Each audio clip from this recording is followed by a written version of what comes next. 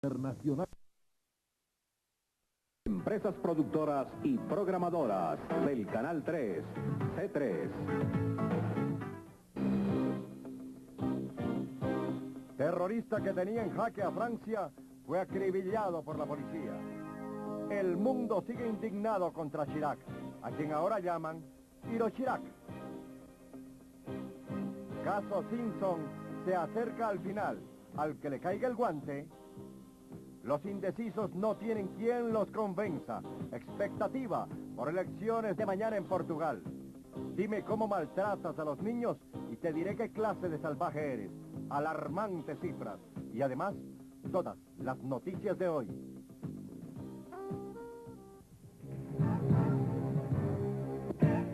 Mundo 3, las noticias internacionales en profundidad.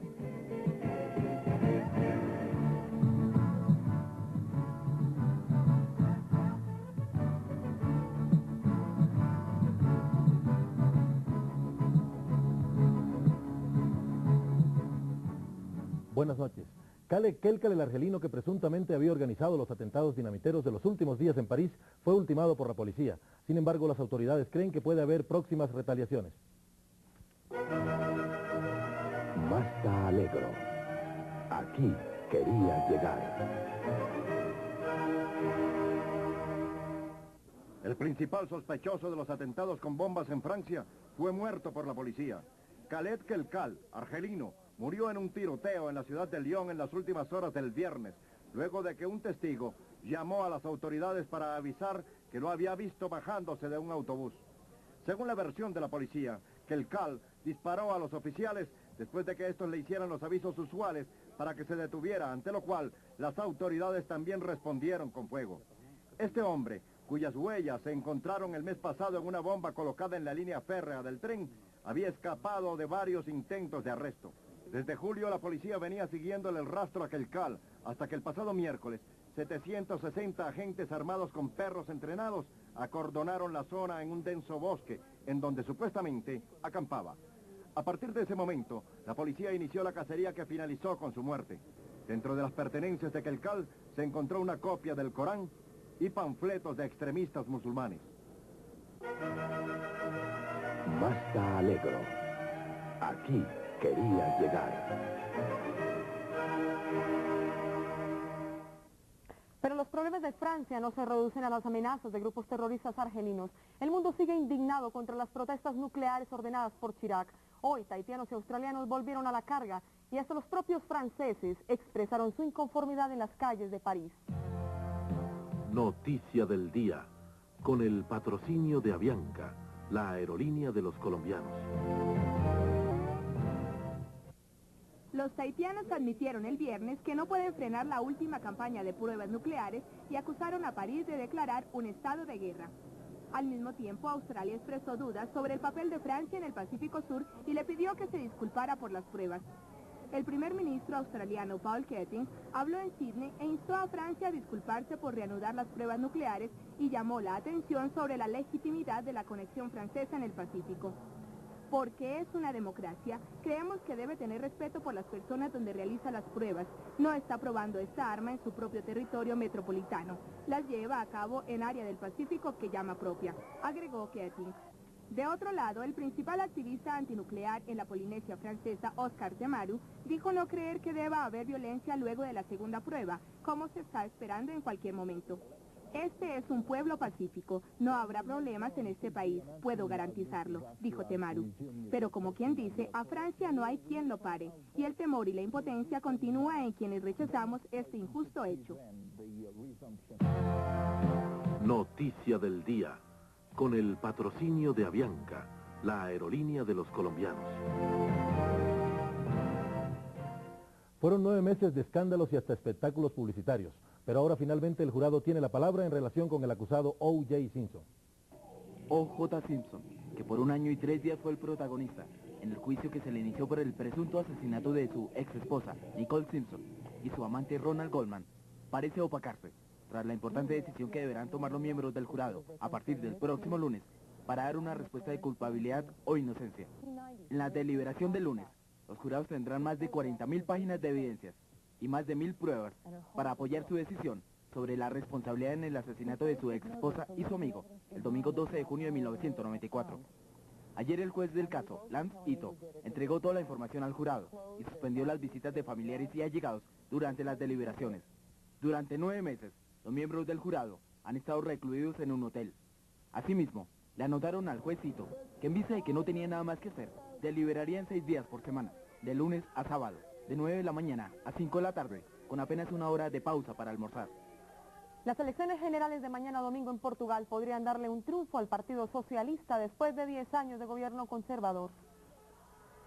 Los partidos políticos de Portugal disputaban hoy los cruciales votos de los indecisos en el último esfuerzo previo a los comicios de mañana domingo, que podrían ser los más reñidos de la década. Las encuestas de opinión indican que el opositor Partido Socialista tiene una estrecha ventaja sobre el gobernante Partido Socialdemócrata de centro-derecha, pero ninguno de los dos cuenta con una mayoría absoluta y los indecisos podrían inclinar la balanza en uno u otro sentido. La mayor parte de las encuestas les dan a los socialistas el 40% de las intenciones de voto, frente al 36% del PSD. Se requiere entre el 43 y el 45% para alcanzar la mayoría absoluta en el Parlamento. Con ello, los dos partidos están tratando de ganarse el favor de los indecisos, calculados en 8% de los 8.9 millones de votantes portugueses. Concluyó en Bogotá el Congreso sobre Maltrato Infantil. Nos acompaña precisamente el abogado estadounidense Donald Bros, quien es especialista en la materia y participó en el Congreso aludido. El doctor Bros es impulsor de una ley encaminada a defender los derechos de los infantes en Estados Unidos. Doctor Bros, en los últimos focos de conflictos que estamos viendo a nivel internacional, desafortunadamente los niños son un blanco demasiado vulnerable. ¿Quién los defiende a ellos y de qué manera concreta? Buenas noches. Está claro que los infantes no pueden hablar para sí mismos. Así que allá los jueces mandan un abogado para cada niño o infante maltratado. Bien, pasamos a la siguiente nota relacionada con el tema del maltrato infantil. Frente a los atroces actos contra la niñez en el mundo, especialistas en salud, educación, jurídica, psiquiatría y terapia clínica se dieron cita en el 4º Congreso Nacional Intervención en Maltrato Infantil, convocado en Bogotá por la Asociación Colombiana para la Defensa del Menor Maltratado. Conferencias y trabajos por áreas arrojaron información preocupante que indica que la agresión y violencia contra los niños es un grave problema social. One of the main symptoms we see is what we call hypervigilance. Otro de los comportamientos típicos es cuando el niño es muy prevenido y está muy alerta ante los estímulos del medio. Un ejemplo de esto es cuando el niño está en su casa y oye, por ejemplo, un carro y salta repentinamente y dice, oh, es la policía. Niños expuestos a abuso emocional o sexual, negligencia física, extrema pobreza y desnutrición tienen pocas esperanzas de crecer y convertirse en adultos competentes, sanos y alegres. La vinculación efectiva con los padres es vital para la supervivencia. En adultos es fácil reconocer esto cuando la persona ha ido a la guerra y ha vuelto y tiene dificultades para adaptarse. Y en niños es común cuando han experimentado abuso sexual o otras formas de maltrato. La Convención sobre los Derechos del Niño estableció normas internacionales, pero tener derecho es una visión que compromete a la persona, a la familia, a la sociedad y al Estado. En el primer semestre del año se reportaron en Colombia 350 casos de maltrato infantil. Las cifras deben ser mayores, pues no todos los niños, por temor u otras razones, tienen la oportunidad de denunciar su caso. En Estados Unidos ya hay jardines para tratar a los niños que han sido violentados física y emocionalmente. ¿Cuál es, doctor Bros, el objetivo de estos lugares? Bueno, esta escuela que tenemos hace la posibilidad de los muchachos pueden asistir a una clase normal. Sin la ayuda de la escuela especial, ellos actúan de una manera tan violenta y sexual que no pueden asistir a clases normales. Pero es costoso y sería mejor tener la prevención. ¿Sigue usted, Luz Adriana? Gracias, Alberto. En la antigua Yugoslavia justamente la situación de los niños es totalmente deplorable. Damos las gracias al doctor Donald Bros por aceptar nuestra invitación y pasamos revista a lo sucedido hoy en los Balcanes. En Bosnia van mejor las conversaciones que las acciones. Aunque el enviado especial de Estados Unidos, Richard Holbrooke, habló de que las conversaciones en Sarajevo habían sido las más amplias y productivas, ayer viernes la ofensiva del ejército bosnio se reanudó. Tras completar una primera ronda de diálogos con el gobierno bosnio, Holbrooke viajó hacia Belgrado y Zagreb para conversar con el presidente serbio Slobodan Milosevic, quien representa a los serbios de Bosnia, y con el presidente croata Franjo Tudman. El siguiente paso en la misión de Holbrooke es la de establecer un cese al fuego en esta guerra, que ya completa 3 años y medio. Para lograr esta tregua, se tendría que llegar a un acuerdo sobre la división del territorio de Bosnia entre los bandos combatientes, pero el canciller serbio de Yugoslavia, Mila Milutinovic, culpó a los musulmanes de no querer detener la guerra. De otro lado, ante un posible acuerdo, los embajadores de la OTAN estarían conformando un plan para el despliegue de miles de soldados de la Alianza y de otras naciones para supervisarlo.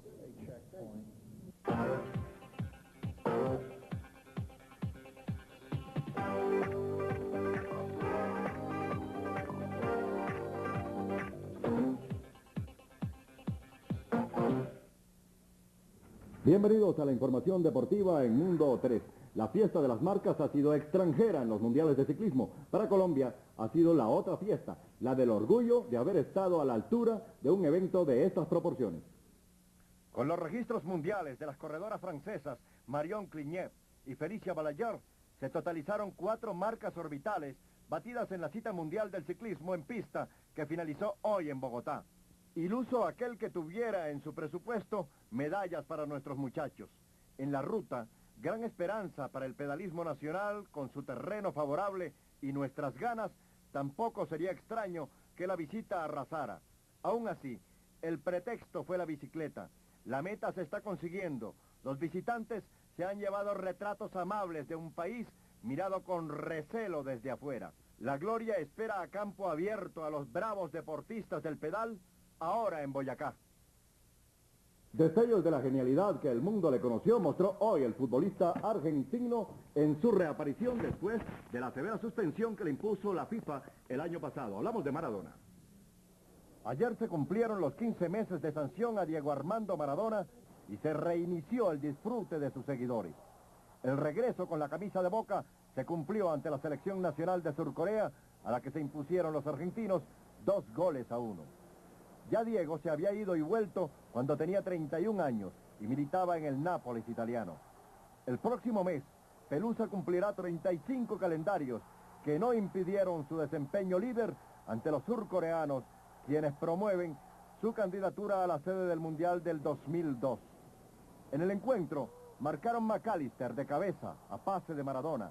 Empató el delantero Ha Seok-yu, anticipando a Navarro Montoya, y desequilibró en favor de Boca el uruguayo Martínez desde 30 metros. Nada te separa más de quien parte que la esclavitud común de volver, sentenció el poeta peruano César Vallejo. Feliz regreso, Pelusa. El británico David Coulthard sigue siendo protagonista de la Fórmula 1. En motociclismo, mejor en automovilismo también, hubo un dramático accidente. El escocés David Coulthard, de nuevo, se apoderó de la primera posición en la línea de partida del Campeonato Mundial de Fórmula 1. Compartirá primera línea con su coterráneo y coequipero Damon Hill en Williams Renault, quienes tendrán a su espalda a Michael Schumacher de Benetton, anfitrión en el circuito de Nürburgring en Alemania.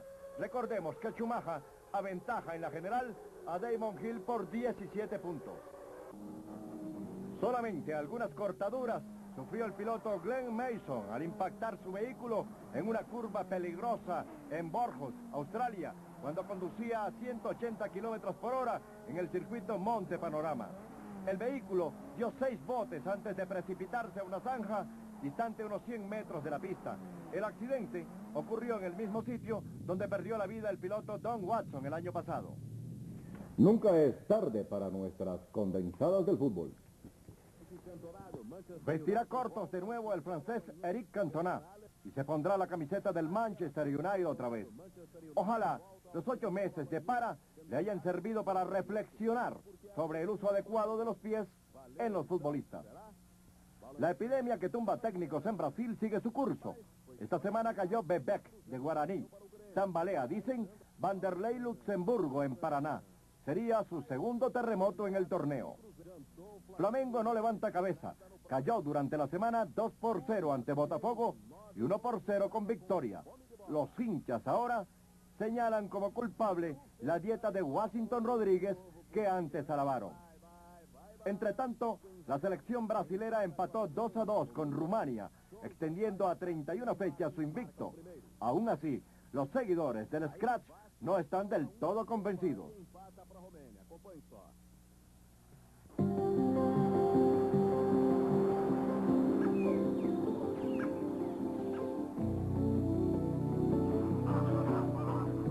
En Ecopetrol, la planeación ambiental es parte integral de nuestras operaciones petroleras.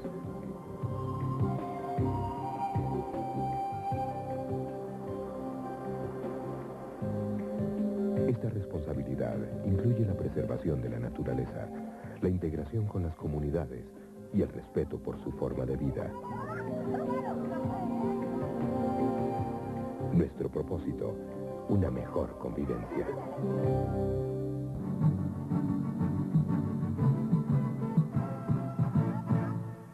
Ha dado mucho de qué hablar la ley cubana sobre inversiones extranjeras. Nuestro jefe de redacción, Carlos Espitia, entrevistó al vicepresidente de Cuba, Carlos Laje. En realidad teníamos un decreto ley que daba el marco legal necesario para que esa inversión extranjera se produjera. Y en el año 92 hicimos una modificación de la Constitución de la República de Cuba que reconoce el papel de la propiedad de la inversión extranjera en Cuba. Con esos cambios nos pareció más necesario impulsar el proceso, acumular experiencia y acumular el conocimiento necesario que nos permitiera elaborar una nueva ley con todos los requerimientos necesarios. ¿Esa ley de inversión extranjera a qué sectores específicos está orientada? Claro, ahí la apertura de la inversión extranjera se recoge en la ley que abarca prácticamente todos los sectores y solamente se señalan aquellos donde están excluidos. Esos sectores donde está excluida la inversión extranjera en los servicios de salud, los servicios de educación y las instituciones armadas excluyendo su sistema empresarial.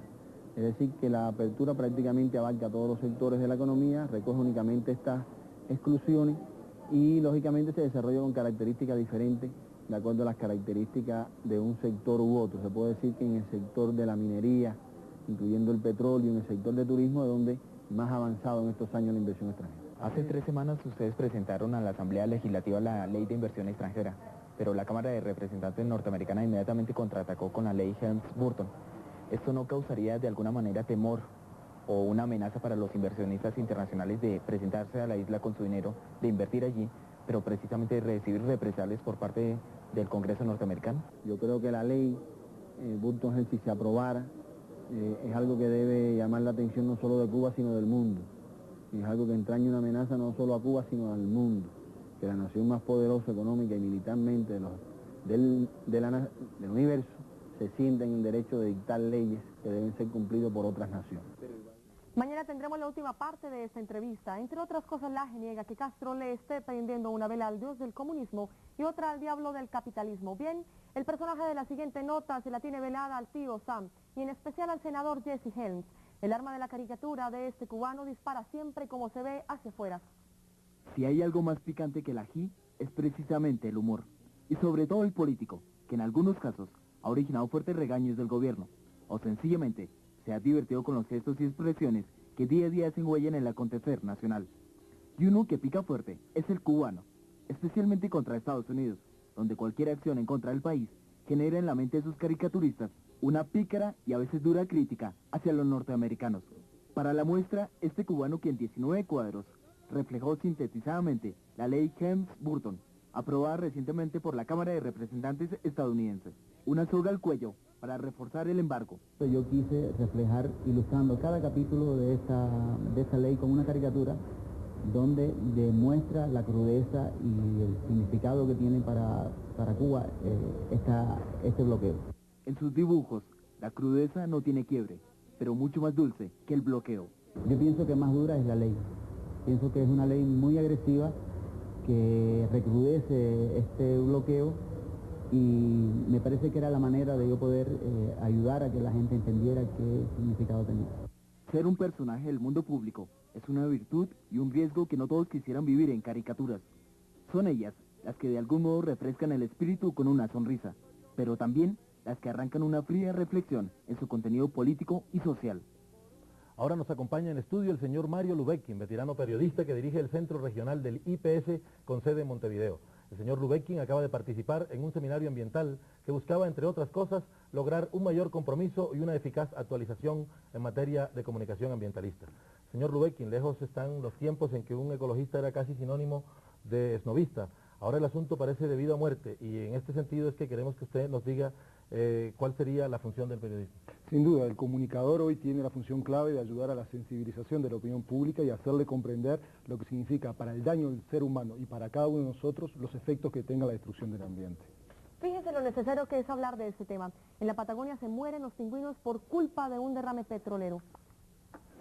Una gran colonia de pingüinos en una isla frente a la costa atlántica de la Patagonia, Argentina, podría verse diezmada si se extiende el combustible que derrama un buque pesquero averiado, dijeron los ecologistas. Unos 22.000 pingüinos viven en la isla, ubicada frente al puerto de Seado, en el sur de la Patagonia, donde la nave Magallanes 2 se incendió el jueves de la semana pasada y luego fue remolcada lejos de la costa. Según la Guardia Costera Argentina, podría suceder que el gasoil, que se disuelve con extrema rapidez, nunca alcanzará la costa ni la isla, pero depende de la variación de los vientos y de las corrientes del mar. Desde el accidente, un reducido número de pingüinos han aparecido muertos y la Fundación Patagonia Natural denuncia que la empresa española Argenova, propietaria de la embarcación, rehúsa emprender un saneamiento de la zona. Señor Lubetkin, desde su óptica de periodista veterano, ¿cuáles son los problemas principales ecológicos de hoy día y de qué manera nos pueden afectar específicamente a América Latina? La respuesta sería extensa, podemos hablar desde la capa de ozono a la realidad de la biodiversidad. Yo creo que más que enumerarla, lo importante es señalar a la opinión pública de que tenemos que tener cuidado de todo lo que nos rodea, desde el agua, a la tierra, al campo, porque allí depende nuestro futuro, de allí depende que tengamos un desarrollo sostenido en función de garantizar el terminar este siglo, iniciar el siglo XXI con una seguridad mínima para todos nosotros. Alberto. Gracias, Luz Adriana. Gracias damos también al señor Lubetkin por habernos acompañado. Él dice que no es tan veterano como decimos nosotros. Bueno, la situación de los presos colombianos asesinados en condiciones infrahumanas en Panamá prácticamente no da más espera. Dicen que no hay nada peor que estar lejos de la tierra natal a la fuerza, pero con seguridad es más doloroso estar preso en otro país en condiciones infrahumanas. Y ese es el drama que 300 colombianos viven en la cárcel modelo de Panamá, y por el que tanto la Cancillería de Colombia como la del vecino país están realizando esfuerzos para repatriar a esas 300 personas a nuestra nación. Panamá firmó el tratado de repatriación para que los presos colombianos puedan estar aquí en su país. Estamos solamente esperando que la Cámara colombiana firme a su vez el mismo.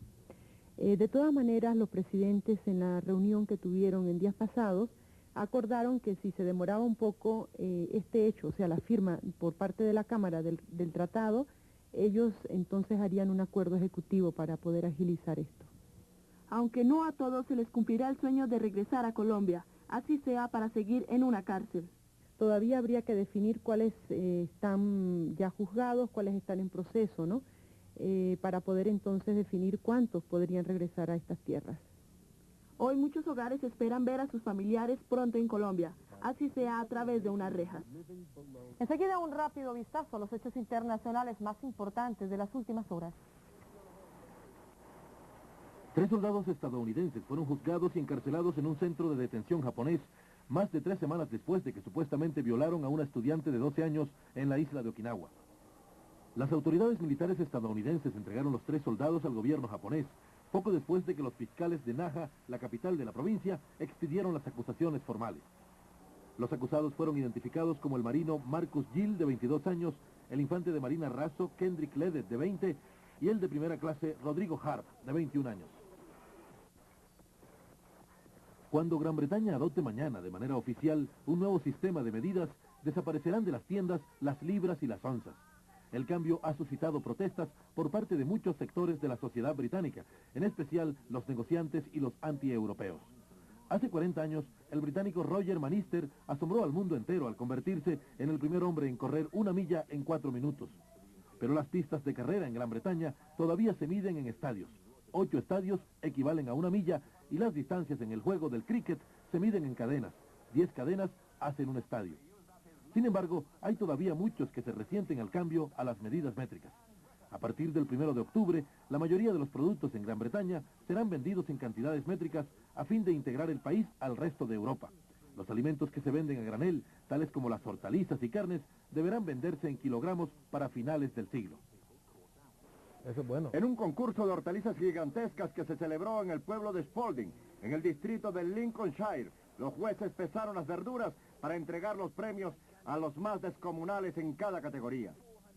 Se necesitó la fortaleza de 4 hombres para levantar una calabaza que pesaba más de 400 libras en la feria de las hortalizas. Pepinos tan largos como el brazo de un hombre y cebollas que pesaban 12 libras estaban entre las verduras de la feria. La muestra de las hortalizas gigantescas tuvo que ser vigilada durante la noche para prevenir cualquier intento de sabotaje. El acuerdo entre Argentina y Gran Bretaña en torno de las Islas Malvinas, aunque no es definitivo, puede constituir un buen punto de acercamiento entre estas dos naciones. Después de una confrontación de 13 años por la posesión de las Islas Malvinas, Gran Bretaña y Argentina firmaron el 27 de septiembre un acuerdo para la exploración y explotación de depósitos de gas y petróleo en esa área. Sin embargo, este acuerdo no solucionó los reclamos que hay de los dos países sobre las islas y la dependencia de Georgia del Sur y las Islas Sandwich. El principal objetivo de este acuerdo fue entonces incentivar la explotación de hidrocarburos, sin que las empresas petroleras encontraran obstáculos de tipo político o de soberanía. El canciller de Gran Bretaña, Malcolm Rifkin, y Guido Tella de Argentina fueron quienes firmaron este convenio, que prevé el establecimiento de una comisión constituida por delegaciones de ambos países.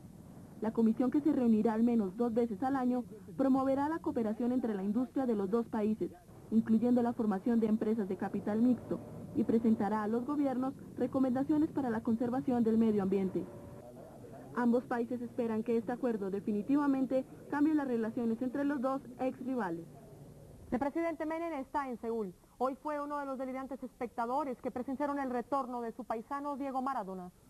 El presidente argentino Carlos Menem dijo hoy en su visita a Seúl que deseaba promover un aumento en las inversiones de firmas surcoreanas en su país. Menem señaló que Corea del Sur debería aumentar sus importaciones de ganado y productos pesqueros de Argentina para corregir el desequilibrio comercial entre ambos países. Menem llegó el viernes a Corea del Sur en una visita de 4 días, acompañado por aproximadamente 60 empresarios. Se reunió con el presidente surcoreano Kim Jong-sam y se entrevistó con dirigentes empresariales de Seúl. Por su parte, la firma surcoreana Daewoo planea invertir $900 millones en la renovación del sistema de trenes urbanos de Buenos Aires. Y esta es una nota muy apropiada para nuestro cierre. Se cumplen los 100 años de la radio y nada más oportuno que celebrarlos con la hija de Guillermo Marconi. Una nota para sintonizarse con la nostalgia. Con motivo de los 100 años de la radio, el Ministerio de Comunicaciones colombiano, a través de la Embajada Italiana en Colombia y el Instituto de Cultura Italiano, invitaron a nuestro país a doña Gioia, hija de Guillermo Marconi, el soñador que achicó al mundo, enlazando los pueblos con ondas electromagnéticas y transformándolas en sonido. Desde su audacia y su ingenio, la palabra mensaje quebró fronteras y superó montañas, nadó atravesando océanos e incidió en las transformaciones fundamentales del universo. En esta colina, llamada hoy Guillermo Marconi, el científico experimentó su circuito resonante. Del otro lado estaría su hermano, quien dispararía un tiro de escopeta si escuchaba la señal enviada por Marconi. Mi padre, desde su yate, llamado Electra, en el puerto de Génova, iluminó el municipio de Sydney, en Australia. El objetivo del invento, la comunicación entre los pueblos, pronto se fue haciendo posible, y el Titanic puso a prueba su importancia en 1912. Ya en 1920, en Gran Bretaña, se realizó la primera transmisión radiofónica pública y en Pittsburgh, Estados Unidos, comenzó a funcionar regularmente una emisora de radio. Esta historia, atravesada por electroimanes, detectores electrolíticos, radios de galena, de válvulas, de transistores, comunicaciones vía satélite y 100 años de desarrollos tecnológicos, conserva la esperanza de que el portentoso invento logre el noble objetivo que inspiró a su creador. Mi padre pensaba que se lograra la comunicación y en esa medida cortarle espacios a las posibilidades de las guerras. En ese punto no sé si se consiguió algo, pero la esperanza queda de lograr un entendimiento entre la gente. Se nos acabó el tiempo, pero mañana será otro día. Nuestra cita mañana será en el horario de costumbre, 8 de la noche. No lo olvide, Canal 3, más para ver. Feliz descanso.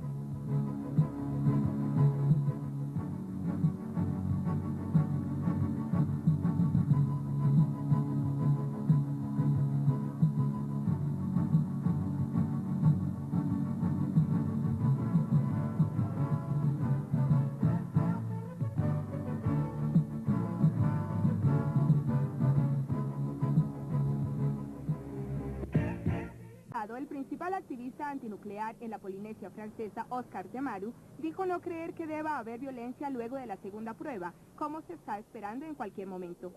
Este es un pueblo pacífico, no habrá problemas en este país, puedo garantizarlo, dijo Temaru. Pero como quien dice, a Francia no hay quien lo pare, y el temor y la impotencia continúa en quienes rechazamos este injusto hecho. Noticia del día, con el patrocinio de Avianca, la aerolínea de los colombianos.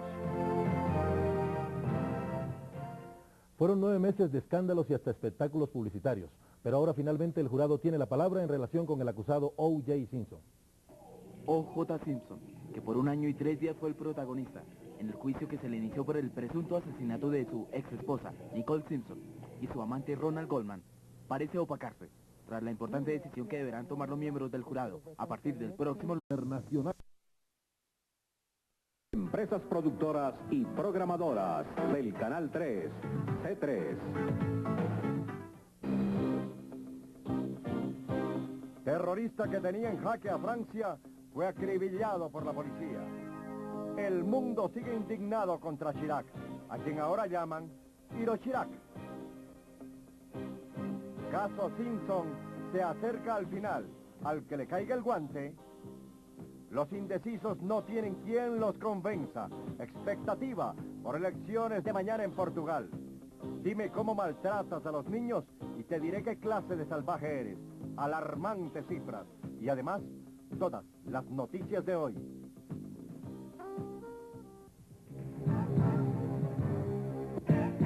Mundo 3, las noticias internacionales en profundidad.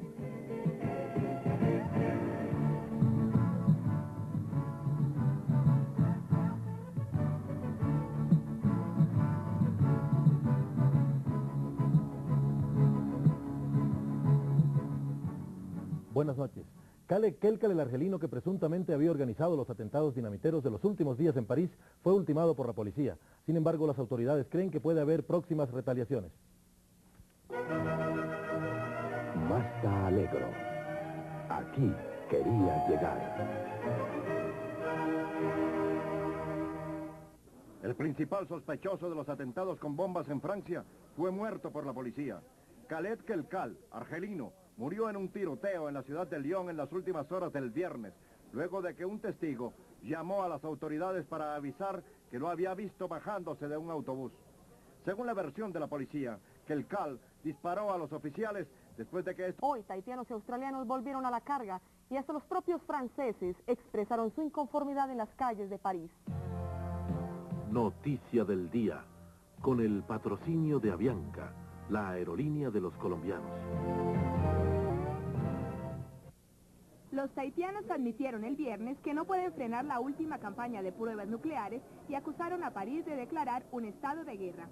Al mismo tiempo, Australia expresó dudas sobre el papel de Francia en el Pacífico Sur y le pidió que se disculpara por las pruebas.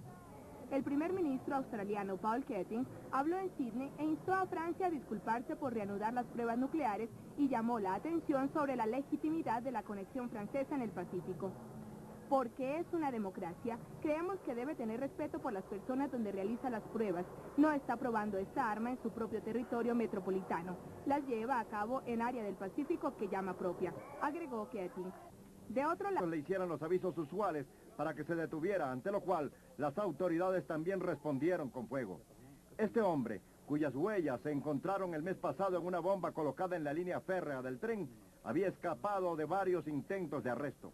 Desde julio la policía venía siguiéndole el rastro a Kelkal, hasta que el pasado miércoles 760 agentes armados con perros entrenados acordonaron la zona en un denso bosque, en donde supuestamente acampaba. A partir de ese momento, la policía inició la cacería que finalizó con su muerte.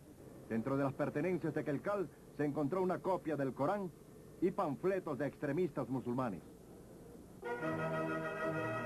Mazda Allegro. Aquí quería llegar.